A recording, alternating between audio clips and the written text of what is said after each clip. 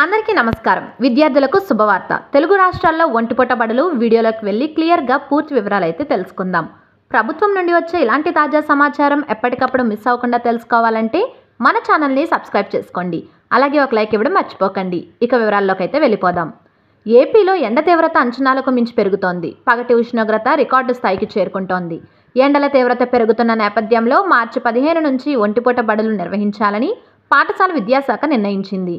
ఇందుకు సంబంధించిన ప్రణాళికను సైతం అధికారులు సిద్ధం చేశారు.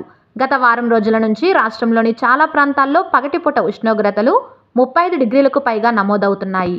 దీంతో మార్చి మొదటి వారం నుంచే ఒంటిపూట బడుల నిర్వహణకు అనుమతి ఇవ్వాలని విద్యార్థుల తల్లిదండ్రులు, టీచర్లు కోరుతున్నారు. మరి దీనిపై విద్యాశాఖ నుంచి ఎలాంటి రెస్పాండ్ వస్తుందో చూడాల్సి ఉంది. అటు తెలంగాణ ప్రభుత్వం కూడా ఒంటిపూట బడుల నిర్వహణపై త్వరలోనే నిర్ణయం తీసుకోబోతుందని సమాచారం అందుతోంది. రెండు రాష్ట్రాల్లోనూ కొన్ని రోజుల నుంచి ఎండలు మండిపోతున్నాయి. ఉదయం 10 దాటగానే సూర్యుడు బగబగ మండుతున్నాడు. మార్చి కూడా రాకుండానే ఎండల తీవ్రత ఓ రేంజ్లో పెరిగింది.